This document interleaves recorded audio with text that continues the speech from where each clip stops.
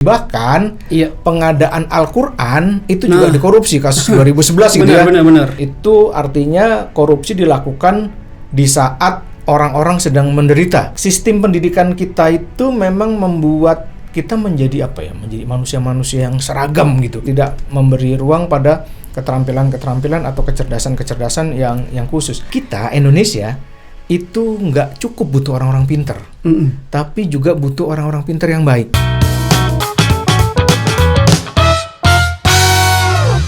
Halo guys, sebelum kita mulai ngobrol-ngobrol nih, gue mau nanya Bong sama yang nonton kita. Ya. Kalau menurut kalian, sekolah atau perguruan tinggi yang mahal itu nentuin sukses kita nggak sih? Nah, teman-teman boleh tulis dulu di kolom komentar nih, menentukan sukses nggak nih sekolah mahal, perguruan tinggi mahal, sambil kita ngobrol-ngobrol. Oke. Kayak gitu. Kenapa harus mahal? Nah, soalnya kita hari ini mau ngomongin soal yang lagi rame, Bong. Kalau kemarin kan kita ngomongin sempat ospek tuh. Nah, hari ini kita mau bahas soal yang Bapak Rektor Unila. Oke. Yang OTT ya. Ya, tadi gue mau nanya yang tadi. Kenapa kita harus sekolah di tempat yang mahal untuk apa? Apakah sekolah mahal itu menjamin kesuksesan? Kalau menurut gua sih iya, Bong. Istilahnya ada harga, ada rupa. Gitu. Karena kalau sejauh pengetahuan gua, kalau di perguruan tinggi yang mahal, sekolah yang mahal, otomatis fasilitasnya lebih dong. Ya kan, kemampuan anak untuk mengembangkan potensi dia tuh bisa lebih optimal lah. Itu dari sisi fasilitas. Dan gue yakin banget nggak mungkin sekolah mahal, perguruan tinggi mahal, dosen atau gurunya ecek-ecek. Nah, itu pasti juga mereka pasti orang-orang yang berkualitas, secara mereka pasti dapat salary lebih lah dibandingkan yang lain, ya kan? Ada kualitas juga di situ. Nah, yang penting menurut gua itu adalah soal akses, Bong. Ya kan? Ya lu tau lah, kalau sekolah internasional, perguruan tinggi yang udah punya nama, itu kan jaringan, entah itu dia mau keluar negeri, dia mau kerja di perusahaan-perusahaan yang bonafit, ya kan, pasti akan nanya, lu lulusan mana? Ya kan, itu pasti akan quote and quote bakal ditanyain lah. Ya kan, atau at least tidaknya dibaca di CV-nya dia lulusan mana nih. Jadi mau nggak mau, ya itu lagi-lagi soal kualitas, kita nggak mungkin lah kalau nggak ngomongin soal harga gitu. Jadi harapannya kalau sekolah di tempat yang mahal, orang lalu jadi pinter gitu ya? Otomatis. Jadi pinter itu, sukses itu ya ada privilege juga lah, mau nggak mau. Iya nggak sih? Tapi menurut gua, kesuksesan itu nggak cuma diukur dari pinternya seseorang. Gue punya pengalaman, ya di tempat kerja ya, mungkin teman-teman punya pengalaman juga di tempat kerja. Nggak semua orang-orang yang pinter itu lalu menjadi sukses, karena kalau di tempat kerja itu kan menurut gue yang lalu penting ya adalah intelektualitas emosional, atau orang suka bilang emosional quotient gitu ya, EQ gitu ya, Daniel Goleman. Soal kemampuan dia bekerja sama, pembawaan diri yang menyenangkan, pembawaan diri yang penuh percaya diri, kemampuan komunikasi, gitu ya. Presentasi yang baik gitu. Hal-hal yang sama sekali nggak akademik nih. Hal-hal di luar itu gitu. Itu yang sebenarnya menentukan kesuksesan seseorang.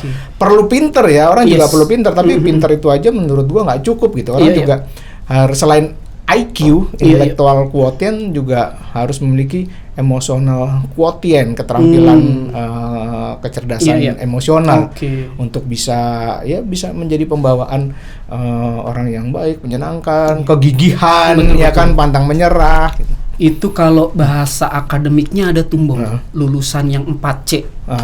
Kreatif, terus critical thinking, bisa berpikir kritis, terus sama bisa berkolaborasi, sama satunya gue lupa tuh. Kreatif, kompetitif, creative thinking, sama satu lagi gue lupa, ntar gue cari deh. Ada tuh 4C ya. Jadi memang selain hard skill, soft skill juga penting. Karena kalau orang itu cuma sekedar pinter, yang kejadiannya kayak sekarang nih. Bapak Rektor itu. Betul, Bapak Rektor ya. Bapak Rektor itu kurang pinter apa? Profesor dia. Betul. Kalau orang pinter tidak disertai dengan karakter yang baik, yang jadi melangsat. Semakin pinter seseorang, semakin pinter cara korupsinya. Semakin pinter seseorang tanpa diimbangi oleh karakter atau landasan moral yang baik, itu menurut gua malah mengerikan itu. Malah membahayakan kemaslahatan banyak orang. Bapak Rektor ini kan kemudian waktu mencederai, nggak hanya mencederai dunia pendidikan ya, tapi mencederai intelektualitas kampus yang kita harapkan di sana bisa melahirkan generasi-generasi baik, penerus bangsa. Tapi pucuk pimpinannya tertinggi malah melangsak kayak gitu. Itu menyedihkan banget. Itu juga kronologisnya kan dari KPK kan awalnya mereka nerima laporan kan ya, dugaan penerima suap untuk penerimaan maba mahasiswa baru. Ya kan, terus tim deputi bidang penindakan langsung kejar nih, melakukan penangkapan simultan langsung, nggak cuma di Lampungnya tapi juga di Uber tuh sampai ke Bali kalau nggak salah ya kan.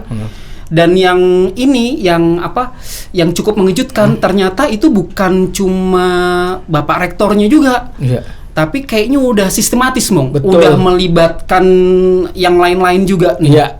Ya kan ada 7 kalau nggak salah yang terlibat, mulai dari Kabiro Perencanaan Hubungan Masyarakat, terus juga ada yang ditangkap yang di Bandung, ada ajudannya juga, itu juga kena juga. Terus kalau nggak salah juga wakil rektornya juga kena juga, Kasenat juga, kepala senat ya. Itu juga kena juga tuh. Dan nilai uangnya juga nggak main-main loh, Bung. Kita pikir kan ya cuma 1-2 orang yang nilainya mungkin puluhan juta gitu. Yang diumumkan KPK, yang diamankan untuk cashnya doang nih, yang tangkap tangan waktu OTT itu 414 juta, Bang. Dengan slip setoran depositonya itu hampir 800 juta. Iya, karena kan sederhananya kan kasus Bapak Rektor ini, dia menerima suap buat mahasiswa yang mau diterima di Unila. Nah, benar. Dan duit yang dipatok sama si Bapak Rektor ini 100 sampai 350 juta kan ya? Nah, benar. Total duit yang terkumpul 5M ya, 5 miliar ya? Iya, hampir total 5 miliar. Hampir 5 dari miliar. Seleksi mandiri masuk ke Unila. Dan ini sebenarnya bukan cerita baru ya.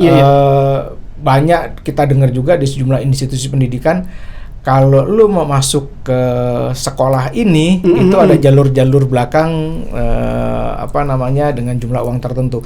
Gue punya kawan juga di mana di rumah gue itu cerita beberapa tahun lalu anaknya masuk SMA, mau masuk SMA favorit lah.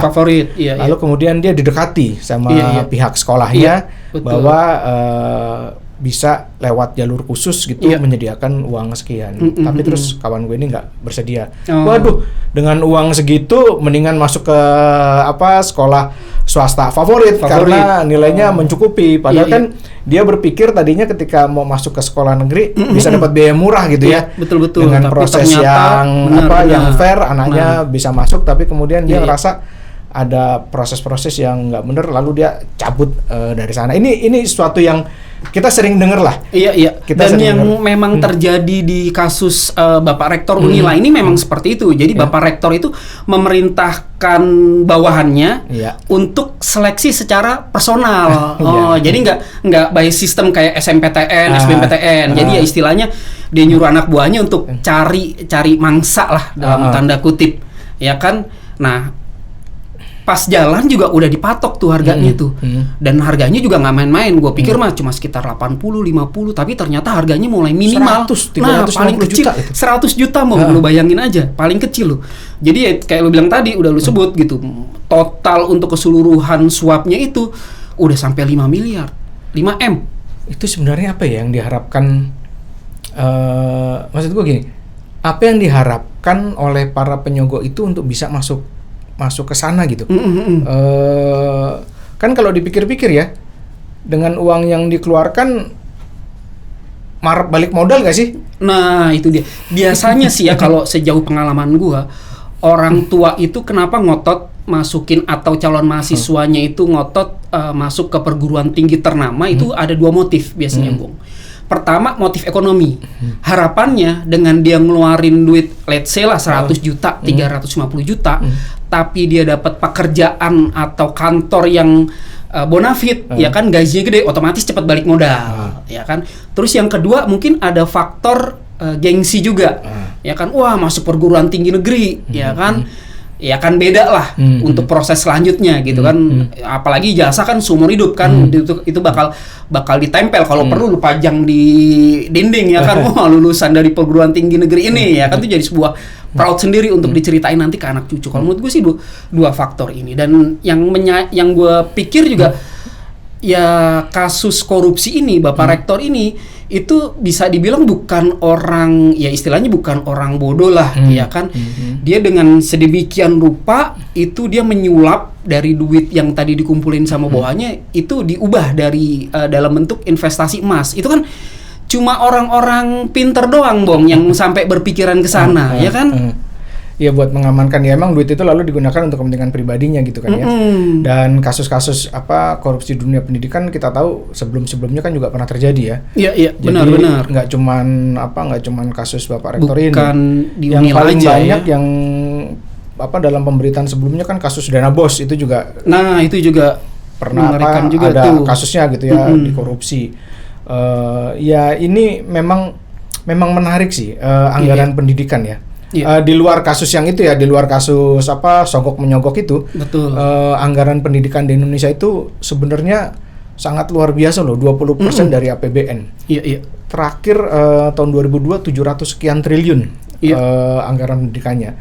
Ini ada gula ada semut gitu ya. Nah, jadi benar. Memang ada potensi uang yang sangat besar yang lalu mungkin jadi incaran para koruptor. Dan makanya nggak terlalu heran sih, Bang, kalau misalnya kalau lu sebut tadi dana pendidikan kita hampir 20% dari APBN gitu.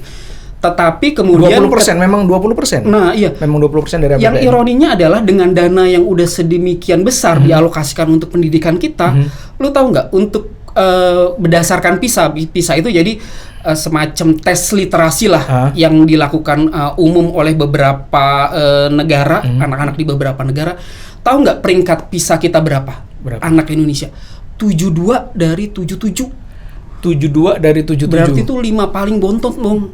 Literasi. Angka literasi, literasi numerasi, literasi baca, sama kemampuan untuk critical thinking itu masih di bawah. Ya, itu kan ya kita juga bisa ngelihat bahwa dengan anggaran 20% itu upaya Indonesia untuk secara serius membenahi persoalan-persoalan pendidikan gitu ya. Maksudnya sebenarnya ke sana ya. Maksudnya sebenarnya ke sana. Dan menurut catatan ICW memang dana pendidikan di sektor pendidikan ya, pendidikan masuk dalam 5 besar ya? 5 besar. 5 besar sektor juga mengejutkan juga itu.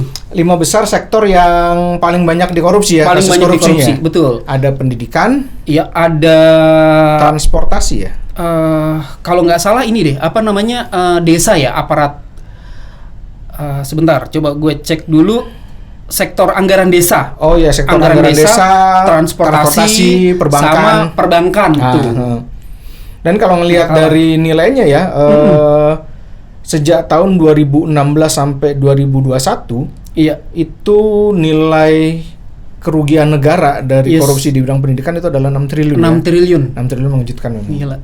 Gede. Meskipun mungkin nilainya nggak sebesar kalau dilihat dari anggarannya 720 sekian triliun. Betul. Tapi tetap aja ya namanya korupsi, 6 triliun bukan angka yang kecil ya kalau kita lihat. Yang memprihatinkan kalau menurut gua bukan cuma secara angka tadi 6 triliun juga, Bang. Tapi lu bayangin nggak, 4 dari 12 kasus korupsi yang tadi kita bahas di dunia pendidikan itu 2020 sampai 2021 itu terkait dengan penanganan COVID juga, Bang. 4 dari 12 kasus korupsi pendidikan. 4 dari 12 kasus korupsi pendidikan. Betul. Itu 4-nya adalah terkait dengan COVID. Iya, COVID. Betul. Itu artinya korupsi dilakukan di saat orang-orang sedang menderita. Nah, itu di saat kita sedang berjuang untuk bertahan hidup gitu ya, survival, lalu terjadilah korupsi. Itu persis yang terjadi dengan bansos. Nah, benar-benar. Bansos itu maksudnya untuk membantu masyarakat, tapi dikorupsi. Iya. Itu kan ada yang hilang ya dari apa ya? Kok tega gitu ya? Kok tega, hati nuraninya itu abai. Dan itu dilakukan oleh orang pintar. Iya. Dan lu bayangin Bong, ini ada data juga yang cukup mengejutkan kita. 240 korupsi pendidikan terbanyak itu berkaitan dengan penggunaan dana BOS. Ya. Jadi dana duit yang seharusnya untuk meningkatkan mutu pendidikan Indonesia, pendidikan kita, justru dikorupsi Bong. Ya kan? 52 kasus atau sekitar 21%-an lah. Itu malah dikorupsi. Dan kita memang punya persoalan serius sih, dan kita semua tahu ya salah satu persoalan serius di Indonesia adalah korupsi. Karena korupsi itu menghambat peningkatan mutu kualitas masyarakat kita gitu kan. Yang tadinya seharusnya jalanan bagus dikorupsi. Yang tadinya bantuan untuk meningkatkan kesejahteraan lalu dikorupsi. Yang tadinya untuk anggaran yang lebih baik untuk hal lain itu juga dikorupsi. Jadi memang kita punya persoalan-persoalan serius di bidang korupsi. Bahkan pengadaan Al-Quran itu juga dikorupsi, kasus 2011 gitu ya. Benar. Jadi korupsi itu memang tidak mengenal batas-batas kemanusiaan gitu ya. Bahkan institusi pendidikan itu malah jadi sarang penyamun istilahnya Bang. Iya betul, institusi pendidikan yang diharapkan melahirkan generasi-generasi yang baik gitu ya, generasi-generasi yang bagus, malah menjadi sarang penyamun yang dilakukan oleh penyamun-penyamun pintar itu. Benar. Jadi sebenarnya ada yang bolong, Oh gitu. Yang bolong itu menurut gua ya itu tadi ya, Indonesia mungkin punya banyak orang pintar. Tapi nggak cukup itu orang pintar. Indonesia membutuhkan orang yang pintar tapi juga baik, sehingga kemudian kita bisa mengembangkan sesuatu yang lebih menyejahterakan masyarakat. Karena gue nggak ngerti nih ya, mungkin kita bisa diskusi ya. Pendidikan kita selama ini selalu menempatkan penekanan pada sisi akademik. Nah benar tuh. Orang tua tuh kayaknya bangga gitu kalau anaknya tuh masuk peringkat 3 besar, ya kan? Ranking 1 gitu ya. Sekolah di sekolah yang favorit gitu. Ya kan? Penekanannya pada bidang-bidang akademik. Padahal setiap dari kita itu sebenarnya unik ya, punya kepintaran tertentu yang nggak akademik. Benar. Gue punya temen tuh, misalnya gue inget banget teman gue di SMP itu dicap sama satu sekolah bodoh gitu. Wah tuh anak bodoh, guru-guru juga bilang, Rio kamu harus rajin belajar bla bla bla bla gitu ya. Ini kamu nilainya merah semuanya. Padahal anak itu, teman gue itu jago banget ngegambar. Dia jago banget ngelukis gitu. Dia memang tidak berprestasi secara akademik karena kepintarannya nggak di situ. Memang bukan di ini ya. Dan sistem pendidikan kita itu nggak memberi ruang pada kepintaran khusus ini nih. Dan teman gue yang lain tuh juga teman gue SMP. Cowok, badannya gede gitu ya, sangar gitu. Tapi dia hobi memasak dan sekarang dia jadi chef. Tapi dia pernah nggak naik kelas tuh waktu SMP ya. Dan orang-orang lalu melihat dia secara negatif ya, ini anaknya kurang pintar. Padahal dia punya kepintaran yang khusus, yaitu pintar memasak. Dan sampai sekarang menurut gua dia berhasil dengan hidupnya menjadi chef. Sistem pendidikan kita itu memang membuat kita menjadi menjadi manusia-manusia yang seragam gitu. Benar. Tidak memberi ruang pada keterampilan atau kecerdasan yang khusus. Dan anak gue tuh kemarin beberapa tahun lalu ya, anak gue sekarang SMA, tapi ketika SMP dia itu mulai dapat pelajaran fisika. Fisika udah mulai dapat ini ya. Udah pelajaran fisika, lalu dengan bawa buku fisika dan nanya sama gue, "Pak, tolong jelasin ke aku. Apa gunanya pelajaran ini buat hidupku?" gitu. Terus lu jawab apa, Bung? Gue bingung juga tuh jawabnya ya. "Pak, tolong jelasin ke aku apa gunanya aku belajar fisika buat hidupku?" gitu. Gue bingung juga jawabnya. Mungkin kita bisa tanya kali sama pemirsa ya, sama penonton kita, teman-teman ya. Mungkin teman-teman bisa bantu jawab Mbong nih. Kalau dipikir-pikir apa sih gunanya kita dulu tuh harus belajar matematika, sinus, kotangan sinus, kan belajar kimia semuanya. Kimia. Ya kan? Kalau dulu gue jadi inget ya, dulu itu ketika gue SMA, pertanyaan yang sama sebenarnya menghinggapi gue tuh. Apa gunanya gue belajar sin cos tangan buat hidup gue?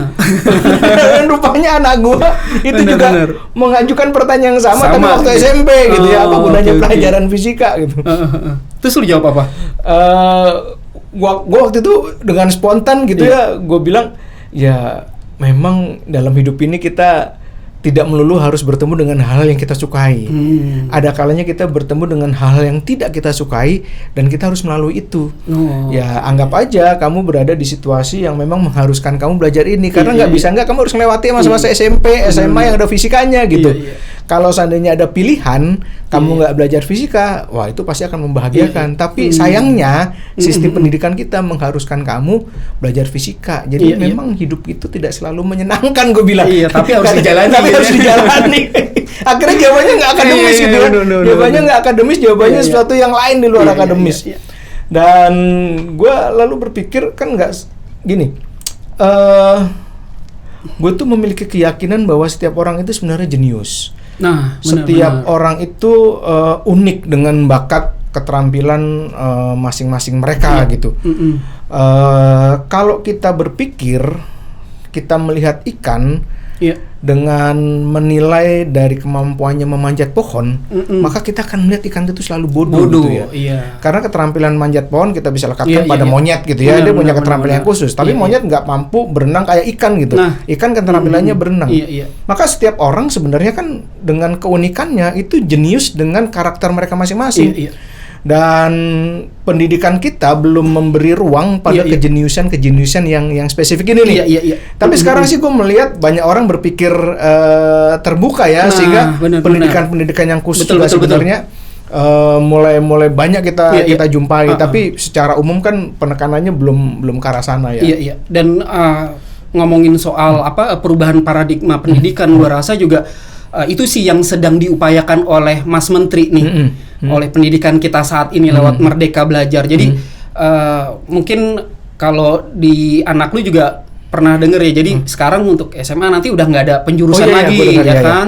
Kalau kita kan dulu kalau lu kagak mampu kayak gua, ya mau nggak mau gua masuk SOS, gitu ya kan? Masuk SOS. Yang pintar masuk IPA gitu. Nah, yang masuk IPA dianggap pintar. Nah, bener. Yang masuk SOS dianggap nggak pintar. Nah, bener. Padahal kepintaran anak-anak SOS dan anak-anak IPA itu kan dua kepintaran yang berbeda ya. Bener. Termasuk juga kalau misalnya dulu ya kan kita masuk sekolah kejuruan, anak STM, anak akuntansi itu kan kesannya lu kagak diterima di SMA, ya udah tempat lu di kejuruan gitu. Nah, sekarang justru kejuruan itu udah coba untuk menghapus stigma itu sih, Bang. Jadi di sekolah kejuruan sekarang udah ya istilahnya udah keren-keren lah.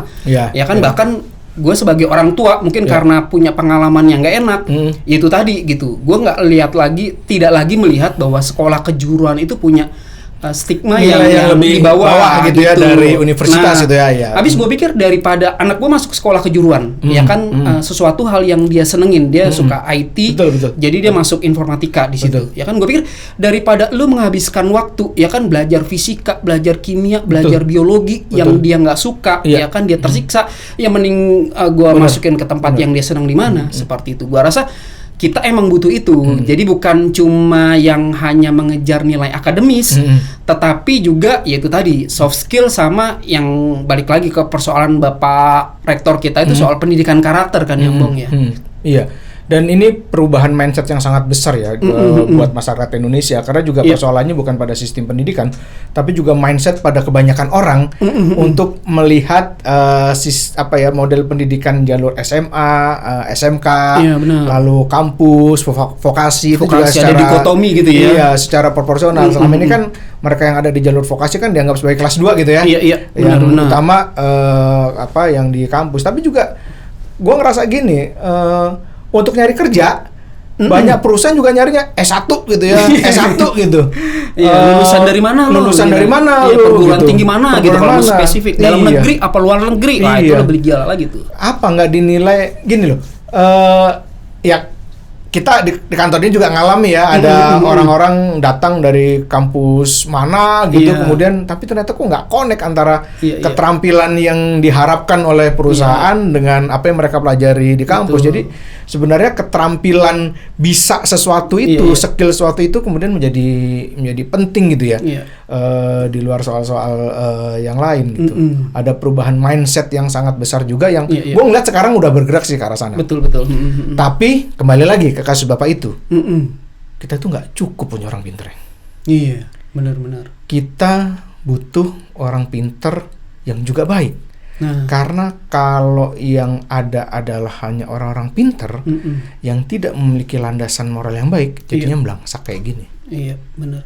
Dan pendidikan karakter itu sih kalau menurut gua nggak bisa serta-merta cuma diserahkan ke sekolah aja sih.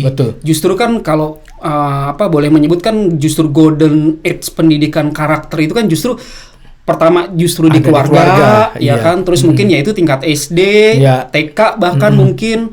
Nah, sekolah pada akhirnya ya udah tinggal ngebentuk lebih meruncingkan karakter yang ini tadi kan, yang bagian yang melengkapi dari pendidikan dasar yang didapat dari keluarga ya. Terus jadi kesimpulannya apa Bang dari kasus Bapak Rektor ini? Tadi itu kita Indonesia itu nggak cukup butuh orang-orang pinter, tapi juga butuh orang-orang pinter yang baik. Karena kalau yang ada cuma orang pinter tanpa landasan moral dan karakter yang baik, jadinya melangsak kayak gini nih. Malah membahayakan banyak orang, membahayakan negara, dan membahayakan kemaslahatan orang banyak. Nggak cukup orang pinter, tapi orang pinter yang baik.